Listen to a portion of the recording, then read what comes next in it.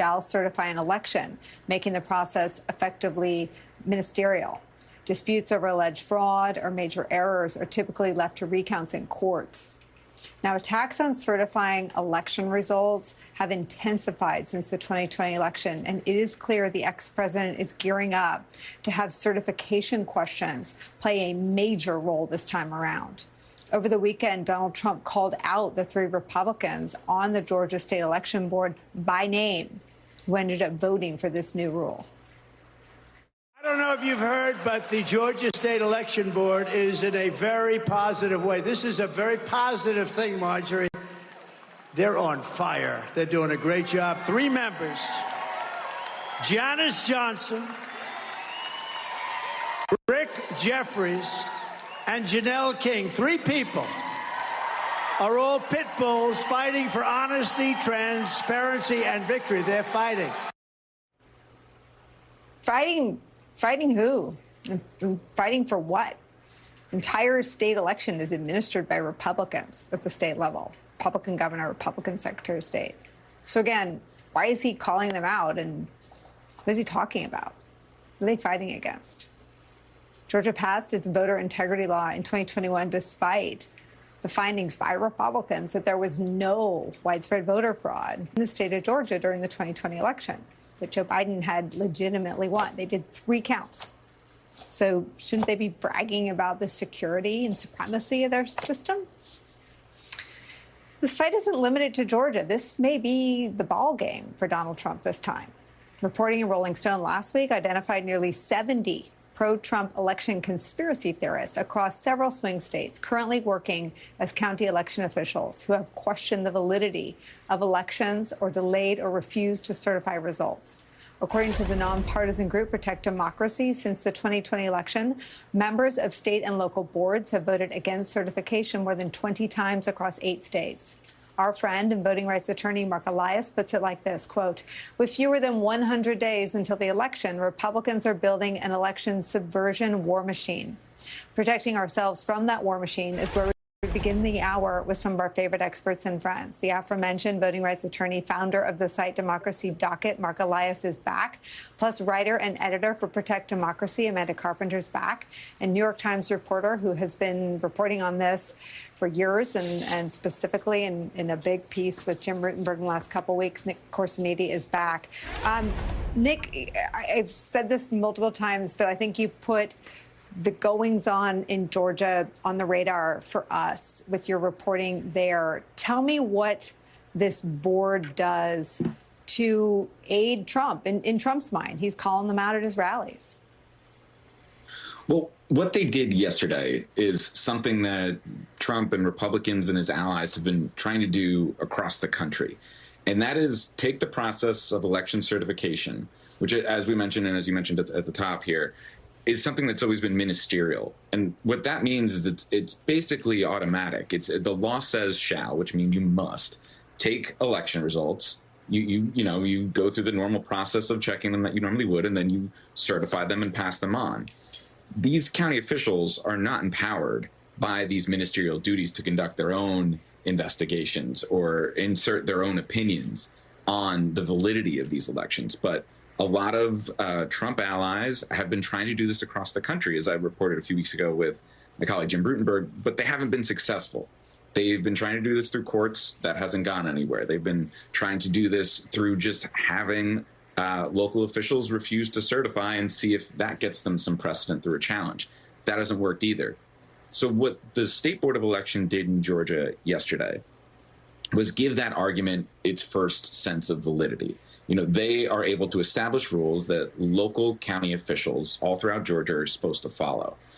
They're not meant to be a lawmaking board. So it's highly possible that what they did yesterday is illegal and will be met with legal challenges, perhaps by some of the people also on this panel.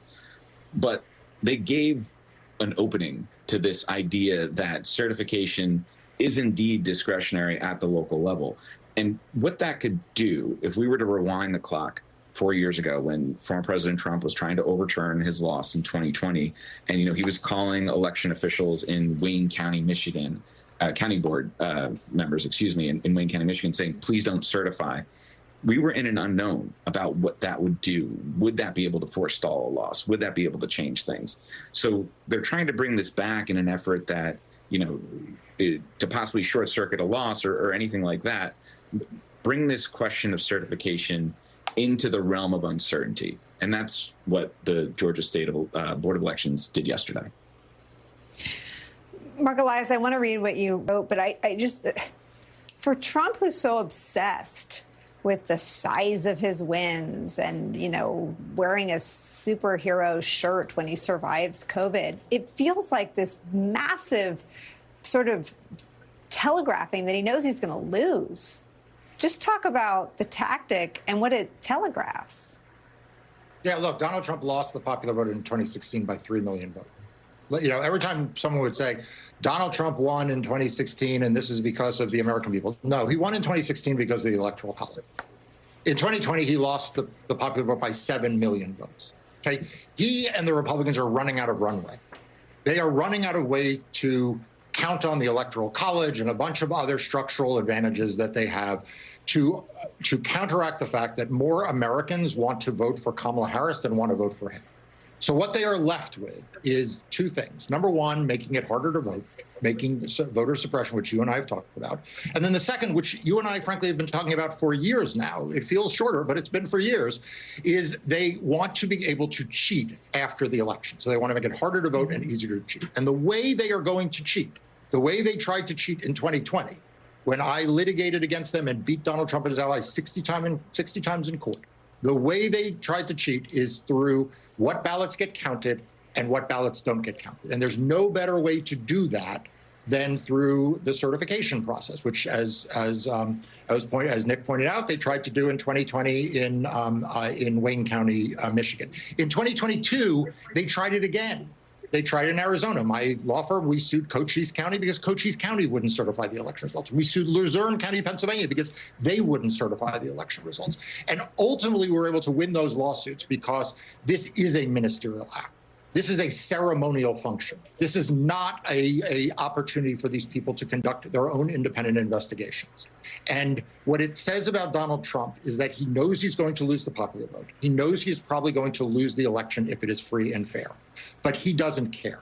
He revels in the fact that he is an authoritarian. He admires the dictators, and he is willing to do. And he has built a campaign and a party that is willing to literally do anything. If they were willing to storm the Capitol to prevent certification on January 6th, what do you think they would do in a county in Georgia? What is the protection against that, Mark? So I think it's a few things. First of all, it is the great work that Nick and you and others in the media do who call attention to this. It's one of the reasons why I started Democracy Docket. It's why we've written on this topic, because it is important for people to know this is going on, because for some of these elected officials or appointed officials, they have to live in these communities. They have to look at their neighbors, and it is harder for them to do that if what they are doing is public rather than in the darkness of night. The second thing is that there's a big obligation here for the legal establishment.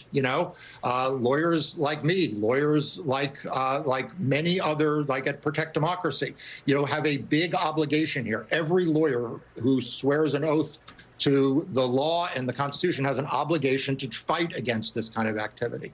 And then finally, we talk a lot about the fact that Republicans run Georgia, and periodically they get praise that sometimes I don't agree with. But where's Brad Rassenberg? Where's Brian Kemp? How about they bring a lawsuit? How about Brian Kemp brings a lawsuit, and Secretary of State brings a lawsuit to prevent this from happening? Where are they?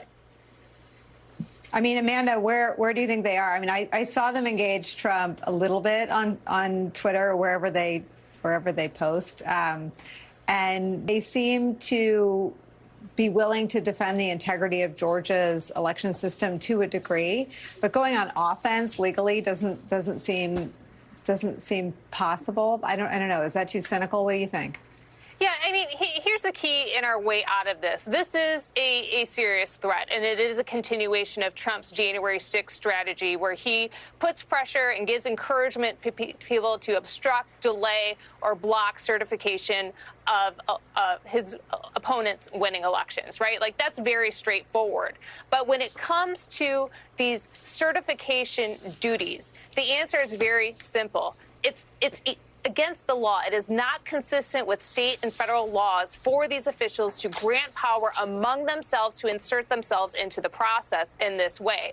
And I think it's a little confusing because the word ministerial keeps getting thrown around. And so, like, what does that mean? If you're a local election official, what does it mean to have a ministerial obligation to certify an election? And the way I think about it is like this. They're basically scorekeepers at a football game. They're sitting in the box, watching the score, tallying the score, putting it up on the scoreboard. And when the game is over, they look at the results, they write it down, and everyone agrees that is who won and lost the game. What you are seeing with these efforts here are these election officials trying to become players in the game, referees in the game. And that is what is totally outside of their jurisdiction. So when it comes to somebody like a Governor Kemp or a Brad Raffensperger, all they have to do is stay consistent. I would say to those officials, you dutifully certified the results against this pressure campaign in the 2020 election. So be consistent. We just need people to be consistent. We have been tracking this since 2020. There is an uptick in it. But the important thing to remember is that it is not successful because it is inconsistent with the law. But it is very important to pay attention to it because these maneuvers do provide a big soapbox for election denialists, conspiracy theorists to spread these things. And so if we can make it very clear that these strategies are not successful because this is not part of the job and you will be challenged in court and you will lose up front, I think that's very helpful.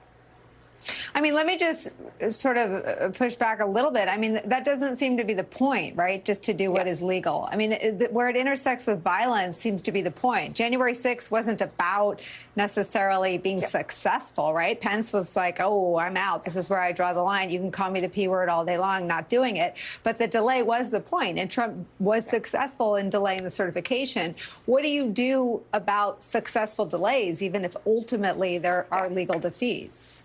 Yeah, and that is the delays are the big problem, right? Because even just inserting themselves in the process in Georgia, they just have to get past that special, December deadline where the states are required to submit their results. And so I think it is very instructive to do outreach to these local officials so that they know clearly what their jobs actually are. And if you look at the accountability that has been enacted since January 6th. We understand, it may be unfair that Donald Trump isn't getting the accountability that he needs, but lots and lots of election deniers down the line have been suffering the consequences for these unlawful actions.